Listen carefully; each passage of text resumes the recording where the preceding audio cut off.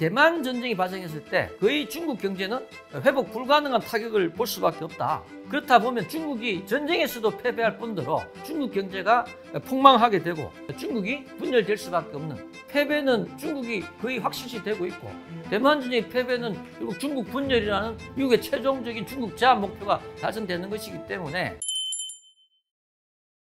네, 반갑습니다. 김시열입니다. 예, 중국은 건국 후부터 하나의 중국 원칙을 쭉 추진해왔기 때문에 이 대만을 중국 영토로 만드는 것이 이제 하나의 중국의 완성이라고 볼 수 있겠습니다. 그래서 대만은 중국 영토로 간주가 되고 있고요. 이 대만을 포함한 중국이라는 것은 중국 대외 정책의 핵심으로 삼고 있다고 볼 수 있습니다. 그리고 또 특히 대만을 그냥 내버려 둘 경우에 대만의 자유민주주의 체제가 본토 중국으로 확산될 우려도 있다고 생각하고 있는 것 같고요. 그리고 경제적으로 보면 TSMC가 이제 반도체 파운드리의 그 세계적인 기업 아니겠습니까? TSMC를 포함한 대만이 갖고 있는 선진적인 그 반도체 경쟁력을 확보할 수 있다. 그럼으로써 이제 중국이 가장 중요하게 생각하는 것이 이제 제조업에서 세계 최강의 국가가 되는 것인데, 이것이 이제 중국 반도체 강국으로 도약할 수 있다는 그런 측면도 중요할 것 같습니다. 그리고 중국은 현재 중국 경제가 여러 가지 측면에서 굉장히 위기에 처해 있거든요. 청년 실업률이 급증하고 또 부동산 침체가 지속되지 않습니까? 이런 것들에 대한 내부 불만을 외부로 전환하는 측면도 있는 것 같습니다. 특히 시진핑 정권 같은 경우는 이 권력의 정당성 이런 것들이 이제 확보될 수 있다고 판단하고 있는 것 같고요. 결국은 이제 군사 지정학 측면에서 보면 만약에 중국이 대만을 침공해서 확보할 수 있다면 아시아하고 서태평양의 패권국 지위를 차지할 수 있다. 이렇게 볼 수가 있습니다. 이전까지 대만이 이제 중국의 태평양 진출을 가로막는 지정학적 요충지 역할을 했는데, 대만이 만약에 중국 품으로 들어오게 된다면 당연히 중국은 여기에 해군 기지를 설치하겠죠. 그렇게 된다면 이 대만을 근거로 태평양 진출에 교두보로서 역할을 할 것이다. 이렇게 될 수 있고요.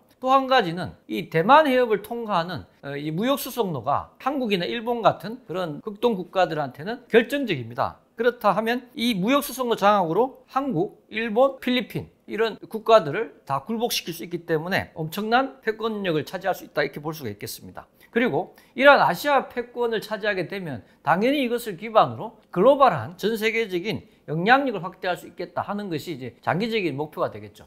일단 이제 중국과 미국의 군사력 비교를 할 필요가 있을 것 같습니다. 이것은 이제 크게 봐서 군사력의 그 규모, 능력이라는 것은 누적 군사비의 비교를 통해서 가능하겠죠. 예를 들어서 이제 2000년부터 시작해서 현재까지 누적 군사력을 양국을 비교한다면 대충 미국 같은 경우는 최소 한 15조 달러 이상이 될 것이다. 이렇게 볼 수 있고, 중국은 공식적인 통계로 보면 한 3조 달러 정도밖에 안 됩니다. 그러나 이제 우리가 비공식 추정치를 사용한다면 한 6조 달러 정도로까지도 볼 수 있거든요. 자, 만약 그렇게 본다 하더라도 미국의 누적 군사비 규모는 중국의 거의 3배 가까이 된다. 이렇게 볼 수가 있습니다. 중요한 것은 이제 군사 기술 측면인데요. 군사 기술은 예를 들어서 해군의 가장 중요한 무기인 항공모함, 항공모함을 운영하는 그런 운영 기술 이런 것들이라든지, 또는 이제 핵무기와 미사일 디펜스 시스템, 그리고 인공지능과 사이버, 또 전자전 기술 이런 부분, 그 다음에 최근에 가장 중요하게 평가받는 네트워크 중심전 기술, 그 다음에 이제 첨단 소재 분야, 센서 이런 분야에서는 미국이 압도적인 군사기술의 우위가 이제 진행되고 있고요. 전쟁 경험으로 본다면요, 미국은 20세기 들어서 1차 대전, 2차 대전, 그리고 한국 전쟁, 베트남 전쟁, 그리고 걸프전, 아프간 전쟁, 이라크 전쟁, 그리고 최근에 러우 전쟁까지 중국에 비해서 압도적인 전쟁 경험을 갖고 있다. 그러나 중국은 1979년 중월 전쟁 정도가 유일한 전쟁 경험이다. 그런데 이 전쟁 같은 경우는 국경 분쟁 수준의 어떤 소규모 전쟁이었다고 볼 수밖에 없거든요. 그런 점에서도 굉장히 차이가 난다. 그리고 가장 중요한 것은 로지스틱스 분야, 즉 군수 물자 보급 능력이 가장 중요합니다. 실전에 들어가게 된다면. 그러나 미국 같은 경우는 전 세계 해외 군사 기지가 800여 개 정도 된다라고 보고 있고요. 그리고 강력한 수송 능력 있고, 그리고 이제 군수 산업이 고도로 발달돼 있죠. 그런데 반면에 중국 같은 경우는 해외 보급망이, 군사 보급망에 한계가 있습니다. 해외 군사 기지는 현재 아프리카의 지부티 정도밖에 없거든요. 그리고 수송 능력도 굉장히 역부족이다. 가장 중요한 그 사례를 하나 말씀드린다면, 만약에 대만에서 전쟁이 발생된다면 중국의 동부 정부가 이 전쟁을 주도할 겁니다. 그러나 중국의 군사력이 5대 정구로 분산되어 있기 때문에 남부 정구와 북부 정구에서 해상을 통한 해상 수송을 해서 대만 전쟁으로 구수 물자를 보급해야 되는데, 그때 경우에 과연 서해의 주한미군과 한국군의 압박을 극복하고 수송을 할 수 있는 것인가 하는 부분이 이제 의문시 되고 있고요. 그리고 전반적으로 군수 보고 시스템은 미성숙한 단계에 불과하다. 이런 측면이 이제 중국과 미국 군사력의 중요한 비교점이 되겠습니다. 중국은 지부티가 현재 군사력이 유일하지만 현재 건설 중이거나 임차 예정지까지 포함하면요, 한 16곳 정도가 중국 해외 군사기지라고 볼 수가 있습니다. 그리고 이 진주 목걸이 전략이라 그래서 태평양과 인도양을 연결하는 수송로를 이제 기획하고 있고요. 미국은 이제 말씀드린 것처럼 한 800여 개의 해외 군사기지가 있고, 여기에 주둔하는 병력만 해도 총 한 20여만 명 정도 되기 때문에 절대적 열세다, 이렇게 볼 수가 있겠습니다. 그리고 최근에 이제 중국 군사력을 이제 우리가 실감할 수 있는 분야는 뭐냐면, 최근에 인도 파키스탄 전쟁이 발생하지 않았습니까? 인도가 파키스탄의 주요 기지라든지 이런 곳들을 한 9곳을 이제 공습을 하는 데 성공했습니다.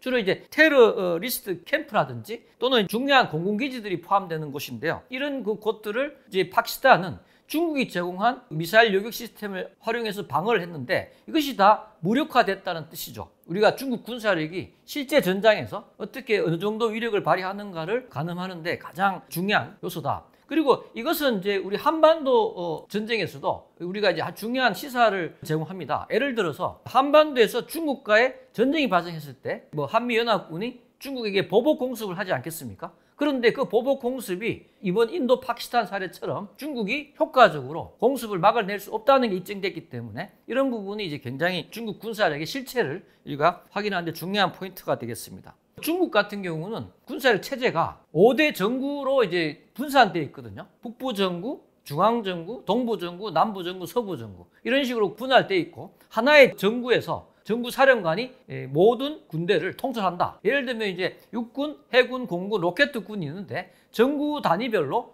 이렇게 합동 군사 능력을 이제 강화한다는 측면에서 이 조직 개편을 한 겁니다. 그러나 실제 이제 의문시되는 것은 뭐냐면, 정구 사령관이 육군 중심이다 보니까 특히 중국의 해군, 공군, 로켓군이 과연 정구 사령관에게 그 지휘권이 완벽하게 이양되었는가 하는 것은 불분명합니다. 그런 부분에서 이제 효과적이지 않다라고 보고 있고요. 그래서 만약에 중국이 미국과 전쟁을 결심한다면 이제 가장 중국의 중요한 핵심 전략은 미군의 군사력을 분산을 이제 최대한 유도하는 그런 식으로 전쟁 전략을 구사할 것이다, 이렇게 예상할 수 있겠습니다.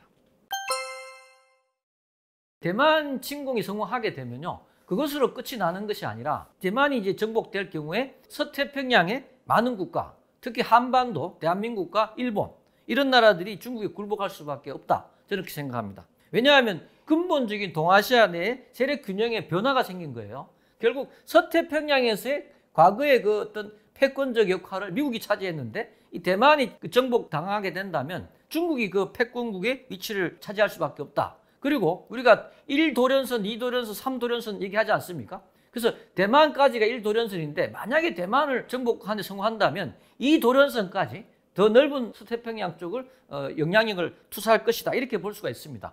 자, 그런데 만약에 대만 전쟁 같은 경우는 주한미군이 개입할 수밖에 없잖아요. 그렇게 되면 이것이 필연적으로 한반도의 안보 공백을 야기시킬 수밖에 없다.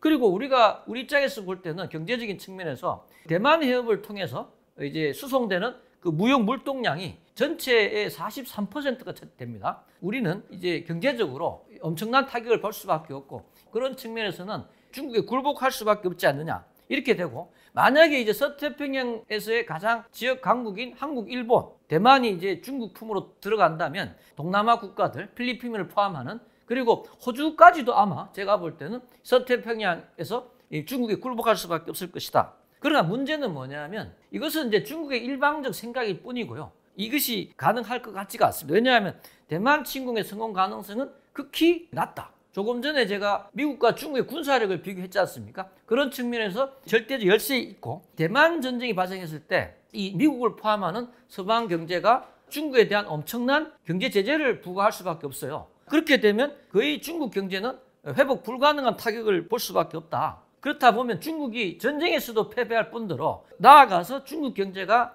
폭망하게 되고, 이것은 결국 내부 분열과 원심력 작동에 의해서 중국이 분열될 수밖에 없는 자, 그렇다면 지금 대만 전쟁이 미국 입장에서 보면 과거 바이든 정권 때부터 대만 전쟁을 유도하는 측면이 외교적으로 진행이 된 측면이 있는데, 만약 이게 사실이라면 이 전쟁의 최종 목표는 미국 입장에서 볼 때 중국의 완벽한 분열에 있지 않느냐, 이렇게 저는 개인적으로 생각하고 있습니다. 저는 대만 전쟁을 저지할 거라고 생각하지 않고요. 대만 전쟁을 오히려 유도하는 면이 강하다. 왜냐하면 대만 전쟁에서 패배는 중국이 거의 확실시 되고 있고, 대만 전쟁의 패배는 결국 중국 분열이라는 미국의 최종적인 중국 제압 목표가 달성되는 것이기 때문에 이 대만 전쟁을 막기 위해서 관세를 부과한 것이 아니라 중국과 미국과의 냉전에서 경제적으로 바로 미국이 이제 대의명분이 없는 이상 중국한테 선제적인 군사 공격은 불가능하지 않습니까? 그런 측면에서 경제적 전쟁으로서 관세 전쟁이 벌어지고 있다, 이렇게 봅니다.